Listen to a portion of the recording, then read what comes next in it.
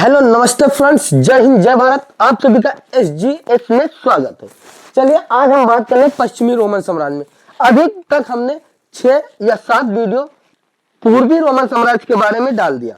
उसमें बीच बीच हम जो है आपको पश्चिमी के बारे में समझाते रहे, पर आज हम सिर्फ पश्चिमी के बारे में बात करेंगे, पश्चिमी रोमन साम्राज्य के बारे में।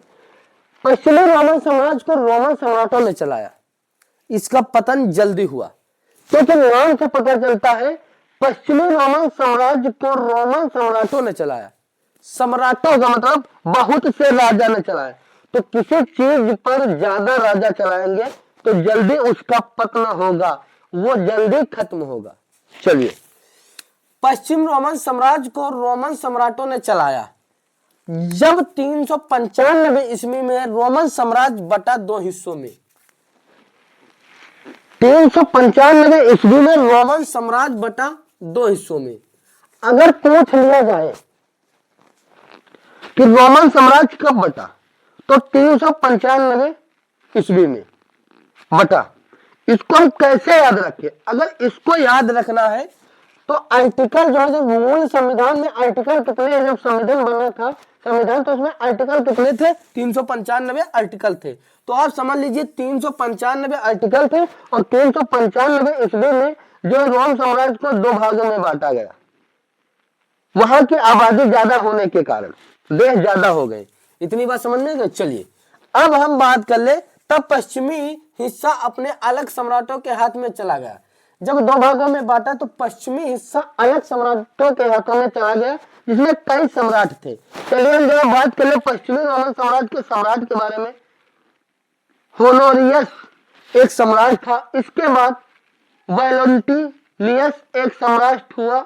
उसके बाद जो है मेजोरियन एक साम्राज्य हुआ या सम्राट हुआ।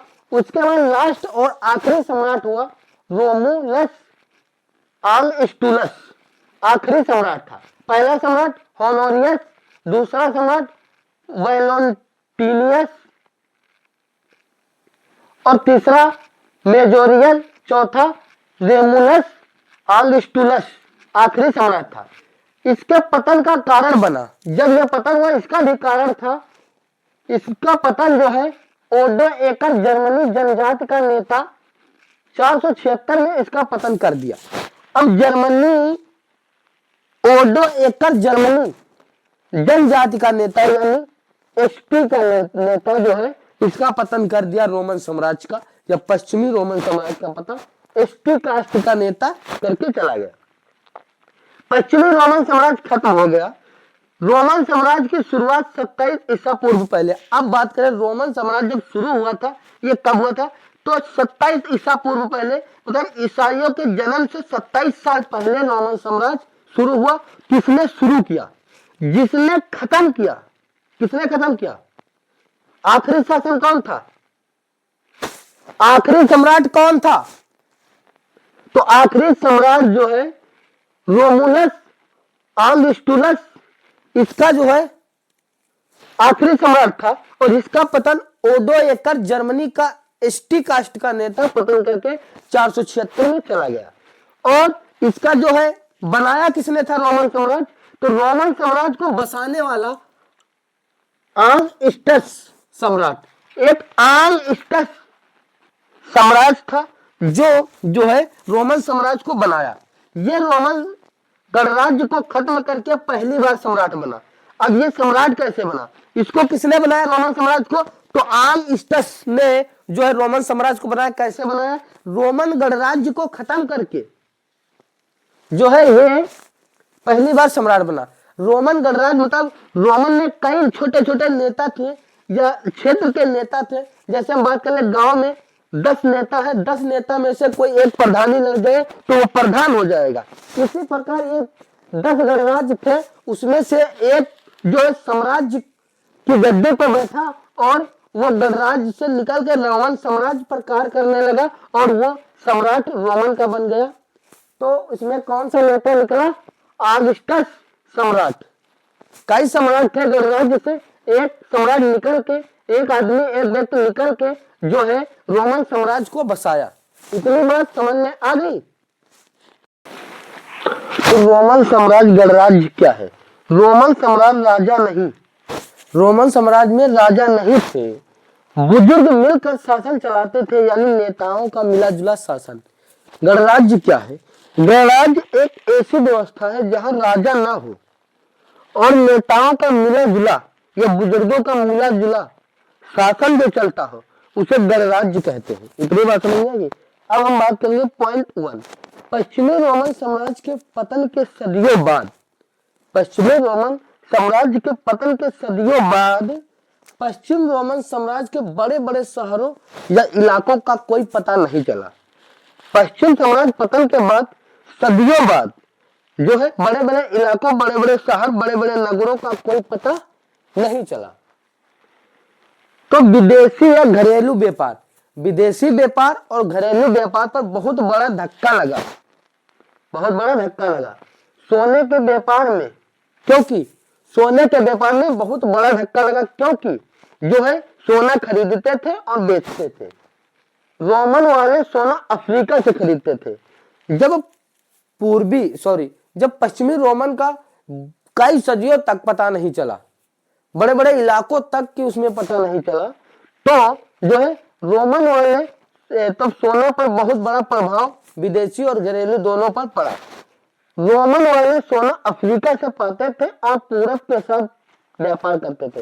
रोमन वाले अफ्रीका से सोना पाते थे और पूरब के साथ व्यापार बनाते थे। इतिहासकार एक लंबे समय में 6ठी सदी के 10वीं सदी के काल को, इतिहासकार में 6ठी सदी से और 10वीं सदी के काल को अंधकार काल कहते हैं या अंधकार युग कहते हैं। इतनी बात समझ में आएगी। और ये कृषि प्रसार का काल था। तो जो कृषि हमारे वहां हो रही है इसका काल कब था? इसका काल जो है अंधकार युग में, 6ठी सदी से 10वीं सदी में, तो अंधकार काल बोलते हैं, अंधकार युग बोलते हैं। और इसी 4000 साल में जो है कृषि का प्रसार बहुत तेजी से हुआ। इससे पहले कृषि का प्रसार नहीं था। यूरोप ने 10वीं सदी के बाद नागरिक जीवन का पुनरुत्थान और व्यापार में वृद्धि का रास्ता तैयार किया।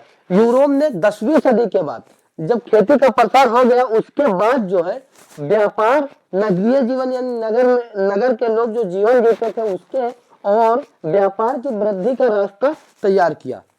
जो नगर में जीवन जीते थे उसका दोबारा पुनरुत्थान किया, दोबारा उसे सक्रिय किया और व्यापार के वृद्धि का रास्ता तैयार किया।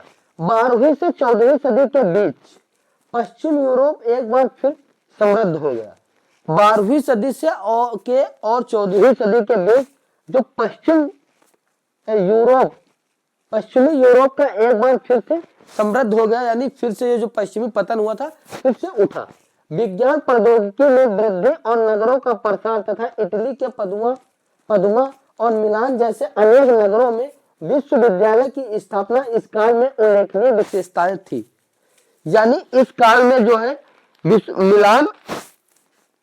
मिलान और पदुमा ये सब नगर देश है, इसमें जो है विश्वविद्यालय का पुनरुत्थान किया गया दोबारा, उल्लेखनीय। यानी इस पर एक विशेष ध्यान दिया गया स्कूलों के बारे पे, क्योंकि स्कूल को जो है तब चलाया गया 12वीं सदी से 14वीं सदी के बाद, जब पश्चिम यूरोप में एक बार समृद्ध हुआ वो, उसके बाद जो है कहा नगरों का प्रसार किया गया, यानी नगर बढ़ाए गए। और इटली के पदुआ या मिलान जैसे अनेक नगरों में, इटली में पदुआ या अनेक नगरों के देश में जो है विश्वविद्यालय का पुनरुत्थान किया गया, उस पर दोबारा जो है ध्यान दिया गया।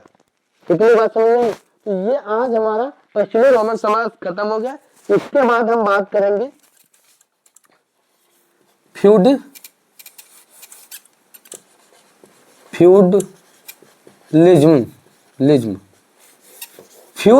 यानी कृषि है। कृषि के कुछ बारे में बात करेंगे। ये एक शासन है फ्यूडलिज्म।